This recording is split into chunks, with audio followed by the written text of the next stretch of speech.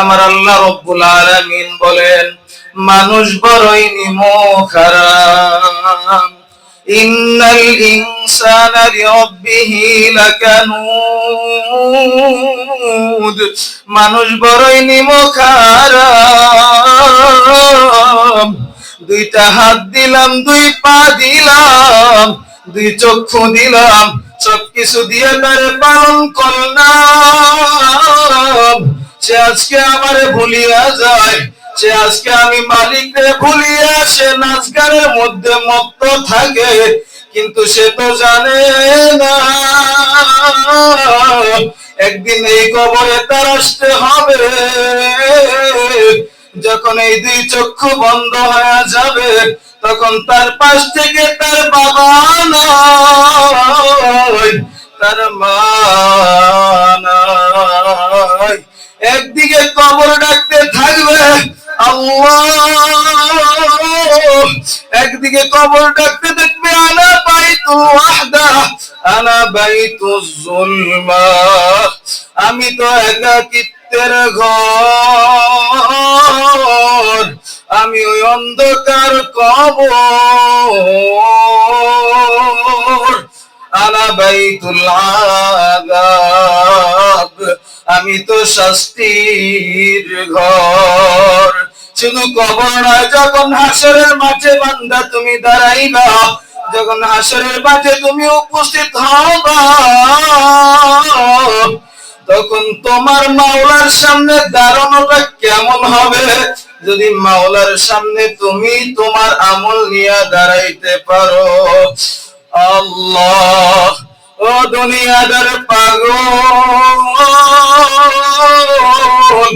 যদি মাওলার সামনে তুমি তোমার আমল নিয়ে দাঁড়াইতে পারো, তোমার ঠিকানা জান্নাত। আল্লাহ, আল্লাহু আল্লাহ। ওই জান্নাতের দিকে একবার তাকাও, ওই জান্নাত কত সুন্দর। আল্লাহ, আল্লাহ। ওপর দিকে জাহান্নামের দিকে তাকাও, আযাব আর আযাব,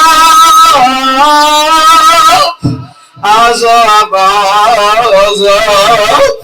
ওই ফেরেশতারা শিকল পরে জাহান্নামের দিকে নিয়ে যাইবে। আমল যদি ভালো হয়ে থাকে জান্নাতে যাবা, জান্নাতে যাবা, জান্নাত।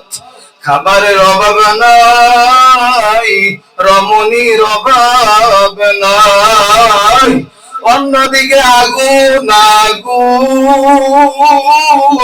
যখন তোমাকে সেই আগুনের মধ্যে নিক্ষেপ করা হবে, যখন তোমাকে আগুনের মধ্যে নিক্ষেপ করা হবে, তখন তো তুমি নিজেকে ধরিয়ে রাখতে পারবে না। গুনাহ কেমন করে করো? গুনাহ করার সময় কি চিন্তা তোমার আসে না?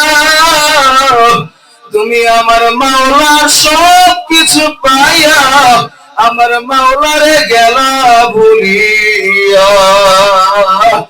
আমার মাওলার প্রেমে যদি তুমি পাগল হইতে পারো, তোমার ঠিকানা জান্নাত। আল্লাহ তাআলা আমাদেরকে জান্নাতে যাওয়ার তৌফিক দান করেন।